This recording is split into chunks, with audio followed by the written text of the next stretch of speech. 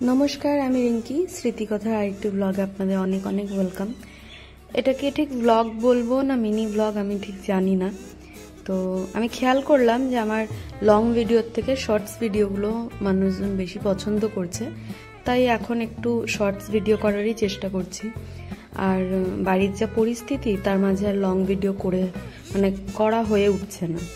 तो एखाने आमी एकटा पुजो बाड़ी जाच्छिलाम, काली पुजोर इनविटेशन छिलो, तो সেই জন্য রেডি হচ্ছিলাম। বেশিরভাগ দেখেছো সবাই সাদা লাল শাড়ি পরে মানে যে কোনো পুজোতে যায়। এখানে আমি একটা সাদা হলুদ শাড়ি পরেছিলাম। এই শাড়িটা আমি 2 বছর আগে পুজোতে কিনেছিলাম, কিন্তু ঠিক সেই বছর যে বছর আমার আইভিএফ হচ্ছিল, তো শাড়ি কেনার সময় জানতাম না যে পুজোতে আমি বেরোতে পারবো না বা শাড়ি পরতে পারবো না। তো তখন আর পরা হয়নি। এই বোধহয় এই নিয়ে আমি এই শাড়িটা মোট 2 বার পরলাম। তো ভালো লাগে শাড়িটা, খুব একটা খারাপ লাগে না। আর এই পুজো ওকেশন ছাড়া এই শাড়িটা সেভাবে মানায়ও না। তো এখানে শাড়িটা পরে নিলাম, আর আমি খুব সিম্পল ভাবেই, খুব একটা সাজা তো হয়ই না। অনেক সময় বিয়ে বাড়িও আমি এইভাবেই সিম্পল ভাবে চলে যাই, কারণ যতই অন্যদের সাজাই নিজের আর আমার সাজার এনার্জি থাকে না। এই যে আমি যেই বাড়িতে যাওয়ার জন্য রেডি হচ্ছি, মানে যার বাড়ির কালী পুজো আর কি, সেও পার্টি মেকআপ করে গেছে, মানে আমি রেডি হওয়ার আগে গিয়ে। তো বেশিরভাগই আমার কোথাও যাওয়া থাকলে বাড়িতে কাজ থাকে, প্রচুর প্রেশার থাকে, তারপরে আর ইচ্ছে করে না। তো একটু আজকে যেহেতু আমাদের বাড়ির থেকে একটু দূরে, একটু সেজে গুজেই গেলাম। আশেপাশে হলে তো হয়তো শাড়িটা পরে কোনোভাবে চলে যেতাম।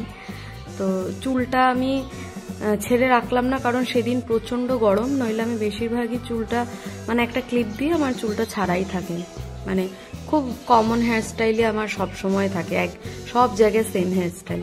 আজকে আমি একটু এই লুজ করে বেননি করে চুলটা ছেড়ে রাখার এইভাবে চেষ্টা করছিলাম।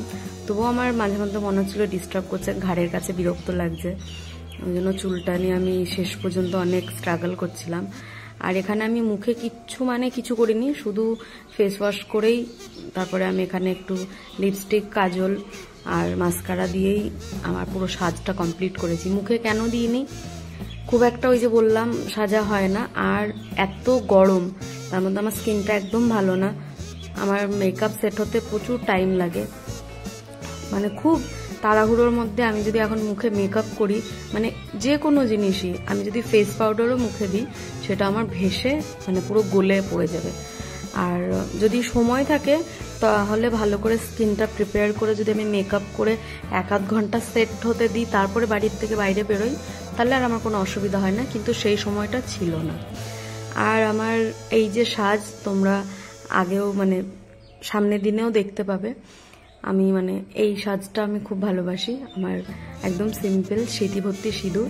আর তোমরা দেখলে আমি স্ক্যাল্পে কিছু একটা করছিলাম। আমার যেহেতু চুল উঠে পুরো স্ক্যাল্পটা ফাঁকা হয়ে গেছে, সেই জন্য আমি আমার স্ক্যাল্পে একটা ব্রাশ দিয়ে কালো বা ব্রাউন আই শ্যাডো দিয়ে একটুখানি লাগিয়ে নিই, তাহলে আর স্মৃতিগুলো ফাঁকা দেখা যায় না, মানে জিনিসটা বাজে লাগে না। তো সবাই মুখে মেকআপ করে, আমার কি বলবো এমন কপাল চুলেও করতে হয়। আর আমার বাড়ির পাশে কালী পুজো হচ্ছে, যে জন্য আমি ভয়েস ওভারটা দিচ্ছি। হয়তো গানটা চলে আসবে, আমি জানি না এই গানটার জন্য কি কপিরাইট আসবে নাকি। তো যাই হোক, এখন দেখা যাক কি হচ্ছে। কদিন ধরে তো ভিডিও আপলোড করতেই পারছি না। এই ভিডিওটা করা ছিল আজ 2 দিন আগের ভিডিও, ভাবলাম এটাই একটু এডিট করে আপলোড করে দিই।